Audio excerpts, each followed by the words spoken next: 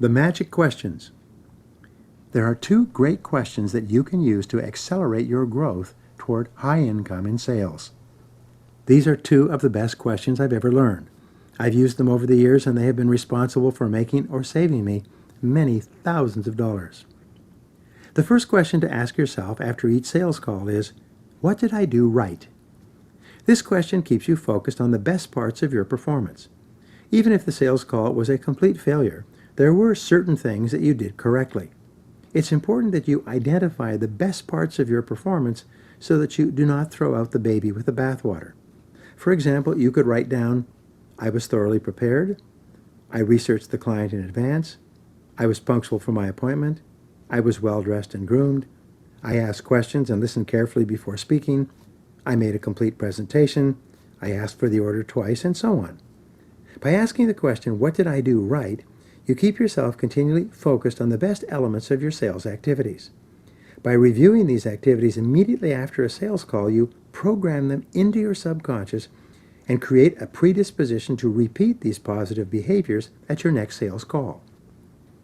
The second question you must ask yourself is, what would I do differently? This question forces you to think about the positive things that you could do to improve your performance in a similar situation. Even if the sales call has been completely successful, there were still things that you could do differently in the future to make it even better. The advantage of these two questions is that the answers to both of them are positive. Force yourself to review and mentally rehearse the very greatest ingredients of your performance.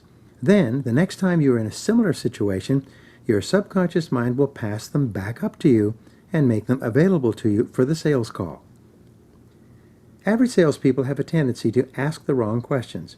Instead of asking themselves, what did I do right, they ask themselves, what did I do wrong? Rather than focusing on the best components of their performance, they focus on the worst.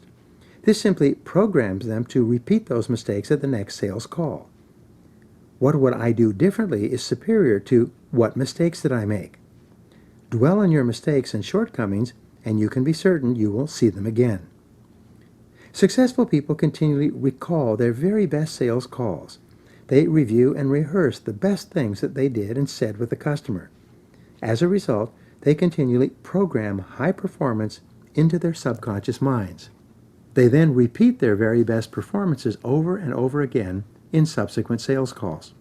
The power of suggestion exerts a strong influence on you throughout your day and throughout your life. One of the keys to success is for you to take complete control of the suggestive influences that you allow to reach your conscious and subconscious minds. You must make every effort to ensure that the mental influences around you are as positive as possible, just as you would only eat really healthy foods if you wanted to feel the best about yourself physically. You are positively or negatively influenced by every sight, sound, thought, experience, and person in your world. If you watch negative or violent television programs, it affects you at an unconscious level and makes you a more negative person. If you listen to useless babble on the radio, it clogs up your mind as sludge clogs up a drain and makes you less effective. If you read unconstructive material in books, magazines, or newspapers, it fills your mind with mental garbage that can demotivate you and make you more easily discouraged. Get around the right people. Perhaps the most important part of your suggestive environment is the set of people with whom you associate most of the time. Dr. David McClellan of Harvard, in his book The Achieving Society, found that a negative reference group was enough in itself to condemn a person to lifelong failure. Your reference group consists of the people around you, the people with whom you associate, and the people with whom you identify. Your most important reference group in forming your personality is your family. If your parents were disapproving and critical, this can affect you all your life. Whether your brothers and sisters were helpful or hurtful can have an effect on you for many years. As you grow up, your friends at school, your teachers, teammates, and other associates exert an inordinate influence on your thinking and your emotions. Fly with the eagles. As an adult, you must choose your friends and associates with care. As Zig Ziglar says, you cannot fly with the eagles if you continue to scratch with the turkeys. Get around positive people. Associate with those who are going somewhere with their lives. Socialize with folks who are positive and who have goals for themselves and their work. Only spend time with people who have virtues that you admire and want to emulate yourself. Meanwhile, get away from negative people. Avoid those who complain and criticize much of the time. Especially avoid joining in when people start complaining about their work or about other successful people. This is a sort of loser's slime that gets all over you and can ruin all of your chances for success. Remember the old sayings, like attracts like and birds of a feather flock together? Top salespeople tend to be loners. This does not mean that they are aloners. It simply means that they are selective about the people with whom they spend time. They don't drink coffee with whoever is sitting there or go out for lunch with whoever is standing at the door. Instead, they deliberately choose their companions. They either spend their time by themselves or with those people whose company is valuable and worthwhile to them. You must do the same. Here is a powerful way to put all these ideas to work. It's called the 100 call method. Whenever I have started a new sales job, I've made it a point to hit the ground running. I set a goal to make 100 face-to-face calls in the shortest period of time possible. From that moment on, I get up early, prepare thoroughly, and then work steadily all day long, often cold calling, to complete my 100 call goal. Don't worry about whether or not you sell anything during these 100 calls. Put the idea of selling aside for now and just concentrate on getting face-to-face with 100 people and telling them about your product or service. Two wonderful things will happen during this time. First of all, by dedicating yourself to seeing 100 people and listening to their questions and objections, you will learn more about how to sell your product in that first 100 calls than someone else might learn in 2 or 3 years.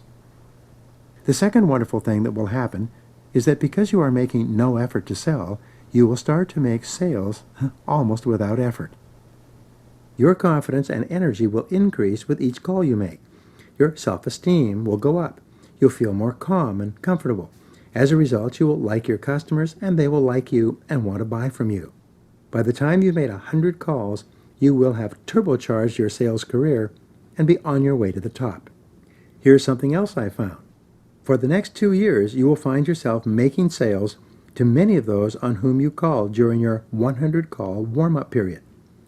Because you were relaxed and put them under no pressure to buy, they relaxed as well, and they thought of you when they decided to buy what you were selling. You can use this 100 call method to break out of a sales slump, or to start off a new sales year, or even a new sales period. At any time, you can turbocharge yourself by setting a goal to make 100 face-to-face calls as fast as you possibly can without worrying about whether or not you make a sale. There's something about this strategy that releases your potential and enables you to perform at your best. When you combine the 100 call method with all of the other psychological techniques that we've talked about in this book so far, you will become a remarkable salesperson. You will have vigor, zeal, confidence, and competence at a level that you may have never experienced before. You will have taken complete charge of your sales career and put yourself in field position to earn more than you ever have. Now here are 7 action exercises you can practice. 1. Resolve today that you're going to become one of the hardest working professional salespeople in your industry. Start earlier, work harder, and stay later. Number 2. Make a plan today to go out and call on 100 new prospects as fast as you can.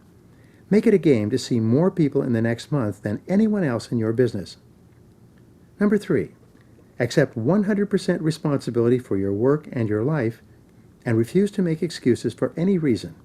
See yourself as the president of your own personal sales corporation. Number 4. Start your own personal development library of books and audios and devote yourself to lifelong learning. Number 5. Make sure that you are selling the right product for you, tangible or intangible. Does it excite and motivate you to sell it each day? Number 6. Think and act long-term in your sales work and in your life. Imagine that you're going to be selling to the same people for the next 20 years. And number 7, develop unshakable persistence. Resolve in advance that you will never give up until you are a big success in your sales career. As Elbert Hubbard wrote, "There is no failure except in no longer trying. There is no defeat except from within. no really insurmountable barrier except for our own inherent weakness of purpose.